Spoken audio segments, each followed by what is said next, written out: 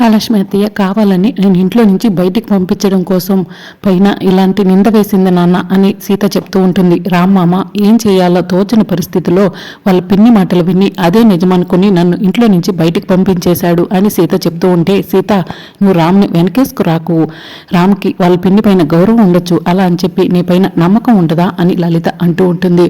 రామ్ ఇప్పుడు కొత్తగా ఆ మహాలక్ష్మి మాట వినట్లేదు కదా లలిత, మొదటి నుంచి ఇదే కదా జరుగుతుంది అని శివకృష్ణ అంటాడు. సుమతి విషయంలో కూడా సీతపై ఆ మహాలక్ష్మి ఇలానే నింద వేసింది, కానీ రామ్ అప్పుడు సీతకు సపోర్ట్ చేశాడు కదా, ఇప్పుడు ఎందుకు సపోర్ట్ చేయడు అని లలిత అంటుంది. మహాలక్ష్మి అత్తయ్య కావాలని నన్ను అలా ఇరికించింది అని చెప్పి సీత చెప్తూ ఉంటుంది. అవును లలిత, పథకం ప్రకారమే మహాలక్ష్మి ముందు సుమతిని ఆ ఇంటి నుంచి దూరం చేసినట్టుంది, ఇప్పుడు సీతను కూడా పకడ్బందీగా ప్లాన్ చేసి ఇంట్లో నుంచి బయటకు పంపించింది అని శివకృష్ణ చెప్తూ ఉంటాడు. అవునమ్మా, నాన్న చెప్పింది కరెక్ట్, సుమతి అత్తమ్మకి నాకు మహాలక్ష్మి అత్తయ్య మనస్పర్ధలు వచ్చేలా చేసింది అని సీత చెప్తూ ఉంటుంది. నా గెస్ కరెక్ట్ అయితే మహాలక్ష్మియే సుమతి చావుకు కూడా కారణమై ఉంటుందని నేను అనుకుంటున్నానని చెప్పి శివకృష్ణ చెప్తూ ఉంటాడు. నాకు కూడా అదే అనుమానం నాన్న అని సీత చెప్తూ ఉంటుంది. సీత, సుమతి నీతో కాకుండా ఇంకెవరితోనైనా చనిపోయే ముందు గొడవ పడిందా అని శివకృష్ణ అడుగుతూ ఉంటాడు. సీత ఆలోచిస్తూ ఉంటుంది. బాగా ఆలోచించు సీత అని లలిత చెప్తూ ఉంటుంది. ఇక సీత కాసేపు ఆలోచిస్తుంది. ఒకరోజు సుమతి ఇంటికి వచ్చి ఈవిటీజింగ్ కేసు ఒక అతనిపై పెట్టాను, ఆడపిల్లల్ని ఏర్పిస్తున్నాడు అని చెప్పిన మాటను గుర్తు చేసుకుంటుంది. అవునా, అత్తమ్మ ఒక అతనిపై ఈవిటీజింగ్ కేసు పెట్టి పోలీస్ స్టేషన్లో ఎఫ్ఐఆర్ కూడా రాసిచ్చొచ్చింది. ఆడపిల్లలను అలర్ట్ చేస్తున్నాడని అత్తమ్మ అతనిపై కేసు పెట్టిందని చెప్పింది అని చెప్పి సీత చెప్తూ ఉంటుంది. వాడేమైనా సుమతిపై కోపం పెంచుకుని జైలు నుంచి బయటకు వచ్చి సుమతిని చంపుంటాడా అని చెప్పి లలిత అంటూ ఉంటుంది. వాడే కనుక అత్తమ్మను చంపుంటే నా చేతుల్లో వాడు అయిపోయినట్టే అమ్మా అని సీత చెప్తూ ఉంటుంది. సీత, వాడికి సంబంధించి ఏమైనా ఆధారాలు నీకు తెలుసా అని శివకృష్ణ అడుగుతుంటే, తెలియదు నాన్న అని సీత చెప్తూ ఉంటుంది. సీత, అయితే మనం ఇప్పుడే సిటీకి వెళ్ళాలి, ఆ స్టేషన్కి వెళ్ళి ఎంక్వైరీ చేస్తే ఏమైనా విషయాలు తెలుస్తాయేమో అని శివకృష్ణ అంటూ ఉంటే, సరే నాన్న నేను ఇప్పుడే వస్తాను అని సీత లోపలికి వెళ్తుంది. ఇంకా సీత లోపలికి వెళ్ళి శివకృష్ణ లలితకు తెలియకుండా గన్ తీసుకుంటుంది. అత్తమ్మ చంపింది అతనే నన్ను తెలిసిన వెంటనే అతన్ని అక్కడ జైల్లోని షూట్ చేస్తాను, అందుకే నాన్నకు కూడా తెలియకుండా గన్ తీసుకెళ్తున్నాను అని సీత మనసులో అనుకుని శివకృష్ణ లలితల దగ్గరకు వచ్చి, పదండి నాన్న అని చెప్పి అంటూ ఉంటుంది. ఏమండి, వాడే కనుక సుమతిని చంపిన తెలిస్తే వదిలిపెట్టకండి అని లలిత చెప్తూ ఉంటే, నాన్న వదలన నేను వదలనమ్మా అని సీత చెప్తుంది. సరే పదమ్మ వెళ్దాం అని శివకృష్ణ సీత ఇద్దరు సిటీకి బయలుదేరతారు. ఇక రామ్ ఒంటరిగా కూర్చుని ఆ రాత్రి సీతతో గొడవ పడడం, సీతను పుట్టింటికి పంపడం ఇదంతా కూడా గుర్తు చేసుకుంటూ ఉంటాడు. అప్పుడే రేవతి రామ్ దగ్గరికి వెళ్ళి రామ్ అని చెప్పి పిలుస్తుంటే, నువ్వు ఇప్పుడు వచ్చావత్తయ్య అని చెప్పి రామ్ అడుగుతుంటాడు. సీతను నువ్వు పుట్టింటికి పంపించావని తెలిసి వచ్చాను రామ్ అని రేవతి చెప్తూ ఉంటుంది. రామ్, సీతను ఎవరైనా అనుమానిస్తే అండగా తోడుగా ఉండాల్సిన నువ్వు సీతను పుట్టింటికి పంపించేశావా? మహాలక్ష్మి వదిన కుట్రలో భాగంగా నువ్వు కూడా మహాలక్ష్మి వదినతో కలిసిపోయావా? సీత ఎలాంటి తప్పు చేయదని నీ మనసుకు తెలుసు రామ్, అయినా కూడా నువ్వు సీతను ఎందుకు నమ్మట్లేదు అని చెప్పి రేవతి అడుగుతూ ఉంటుంది.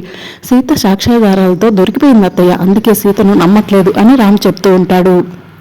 నీకు చూపించిన ఆధారాలన్నీ కూడా తప్పు రామ్, ఒక్కొక్కసారి మన కళ్ళే మనం మోసం చేస్తాయంటారు, అలాంటిది ఏవో తప్పుడు ఆధారాలు చూపిస్తే అదే నిజమని నమ్ముతావా అని చెప్పి రేవతి రామ్ని నిలదీస్తూ ఉంటుంది.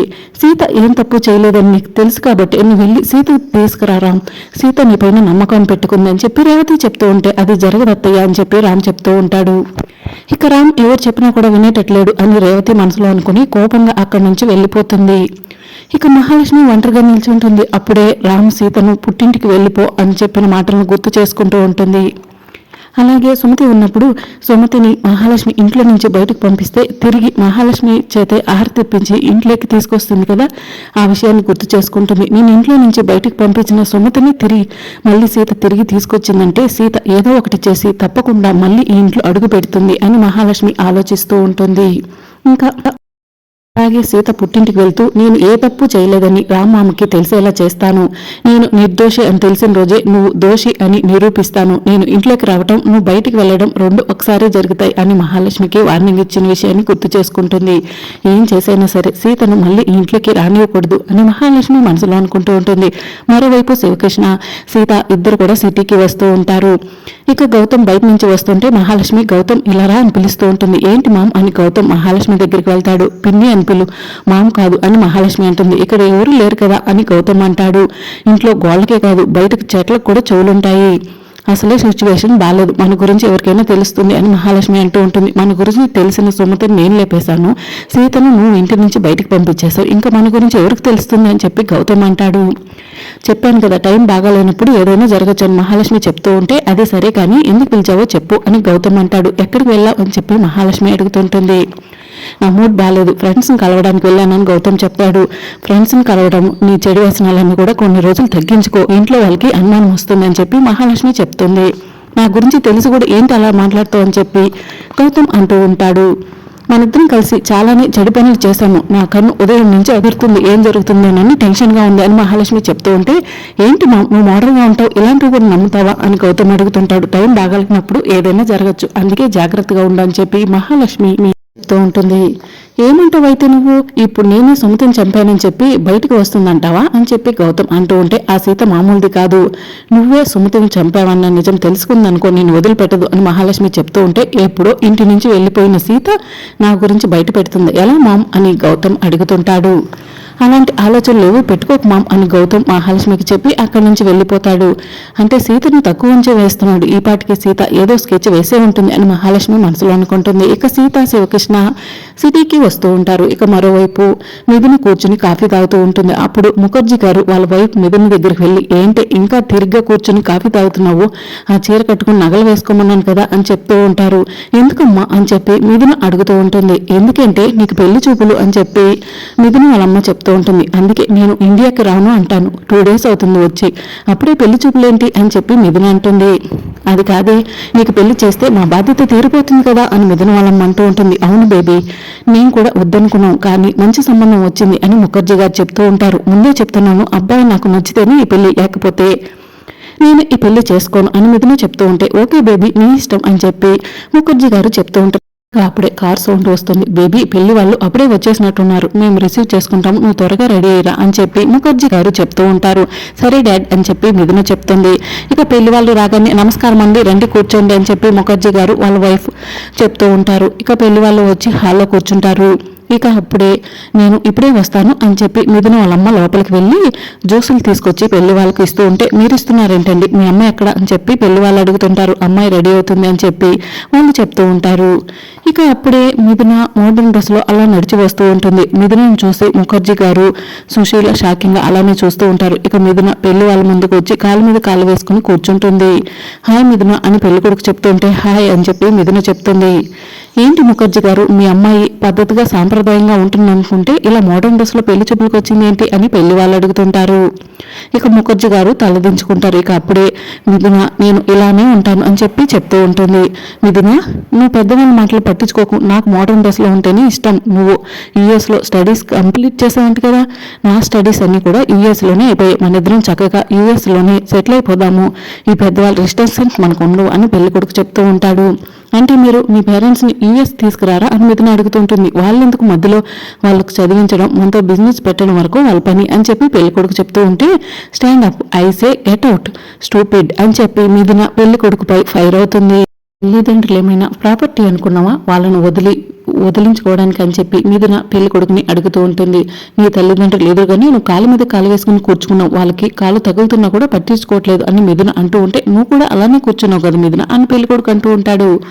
ఈ క్యారెక్టర్ ఏంటో తెలుసుకోవడం కోసమే నేను అలా వచ్చాను, నాకు పద్ధతి తెలియక మోడర్న్ డ్రెస్లో వచ్చాను అనుకుంటున్నావా, నువ్వేంటో నీ పద్ధతి ఏంటో తెలుసుకోవడం కోసమే నేను ఇలా వచ్చాను, నాకు ఈ పెళ్లి సంబంధం ఇష్టం లేదు, మర్యాదగా ఇక్కడి నుంచి వెళ్ళిపోండి అని చెప్పి మిథున చెప్పడంతో పెళ్లి వాళ్ళు అక్కడి నుంచి వెళ్ళిపోతారు. ఏంటి బేబీ ఇది, ఇలా అయితే ఎలా, నీకు పెళ్ళిలా జరుగుతుంది అని ముఖర్జీ గారు అంటారు. పెళ్లి జరగకపోతే జీవితాంతం నీతోనే కలిసి ఉంటానని మిథున చెప్తుంది. అలా కాదు బేబీ, నీకు ఎలాంటి అబ్బాయి కావాలో చెప్పు అని ముఖర్జీ గారు అడుగుతారు. అబ్బాయి అందగాడు అయి ఉండాల్సిన అవసరం లేదు, ఆస్తిపాస్తులు పెద్దగా ఉండాల్సిన అవసరం లేదు, ఎథిక్స్ బాగా ఉండాలి, పెద్దవాళ్ళను గౌరవించాలి, అలాంటి అబ్బాయిని తీసుకురండి, కళ్ళు మూసుకుని పెళ్లి చేసుకుంటాను అని మిథున ముఖర్జీ గారికి వాళ్ళ వైఫ్ సుశీల్కి చెప్పి అక్కడి నుంచి వెళ్ళిపోతుంది. ఇదేంటండి గొంతెమ్మ కోరికలు కోరుతుంది, ఇలాంటి క్యారెక్టర్ ఎవరికైనా ఉంటుందా అని ముఖర్జీ గారి వైఫ్ సుశీల అంటూ ఉంటుంది. జనార్దన్ గారి అబ్బాయి రామ్ తల్లిదండ్రులను గౌరవిస్తాడు. కన్న తల్లి కాకపోయినా మహాలక్ష్మిని చాలా గౌరవంగా చూసుకుంటాడు. పెళ్లి చేసుకున్న భార్యను పువ్వుల్లో పెట్టుకుని చూసుకుంటున్నాడని ముఖర్జీ గారు చెప్తూ ఉంటే, మరి ఆ అబ్బాయికి పెళ్లి అయిపోయింది కదండి అని ముఖర్జీ గారి వైఫ్ అంటూ ఉంటుంది. వెతికితే తప్పకుండా అలాంటి అబ్బాయి దొరుకుతాడు అని ముఖర్జీ గారు చెప్తూ ఉంటే, తండ్రి కూతుళ్ళు ఎవరూ మార్చలేరు అని చెప్పి ముఖర్జీ గారి వైఫ్ సుశీల అక్కడి నుంచి వెళ్ళిపోతుంది. ఇక మరోవైపు సీత, శివకృష్ణ ఇద్దరు కూడా పోలీస్ స్టేషన్కి వెళ్తారు. నమస్కారం సార్, బాగున్నారా? నేను రామాపురం స్టేషన్లో పనిచేశానని చెప్పి కానిస్టేబుల్ అంటూ ఉంటే, హెడ్ కానిస్టేబుల్ నందకిషోర్ కదా అని శివకృష్ణ అంటూ ఉంటాడు. అవును సార్ అని కానిస్టేబుల్ చెప్పడంతో, అవును సార్ మీరేంటి ఇలా వచ్చారని చెప్పి హెడ్ కానిస్టేబుల్ శివకృష్ణను అడుగుతుంటాడు. మీ నుంచి ఒక సహాయం కావాలని సీత చెప్తుంది. ఏంటో చెప్పండి మేడం అని చెప్పి కానిస్టేబుల్ అడుగుతుంటాడు. 4 రోజుల క్రితం సుమతి అనే ఆవిడ ఈవి టీచింగ్ కేసులో ఒక అతన్ని అరెస్ట్ చేయించింది. అతని వివరాలు కావాలని సీత చెప్తుంది. అతను ఎవరో నీకు తెలుసా అని చెప్పి శివకృష్ణ అడుగుతుంటాడు. తెలుసు సార్, ఆ రోజు స్టేషన్లో నేను ఉన్నాను. ఒక్క నిమిషం అని ఆ కేసు వివరాలను శివకృష్ణకి ఇస్తాడు. ఇతని ఫోటో ఏమైనా ఉందా అని శివకృష్ణ అడుగుతుంటే, ఎందుకైనా మంచిదని అతన్ని ఫోన్లో ఫోటో తీసుకున్నా సార్ అని చెప్పి కానిస్టేబుల్ ఫోటోని శివకృష్ణకు చూపిస్తాడు. ఇక శివకృష్ణ ఆ ఫోటోని చూసి సీతకు చూపిస్తాడు. సీత ఫోటో చూసి షాక్ అవుతుంది. మరి రాబోయే ఎపిసోడ్లో ఏం జరుగుతుందో తెలుసుకోవాలనుకుంటున్నారా? అయితే ఛానల్ని సబ్స్క్రైబ్ చేసుకోండి.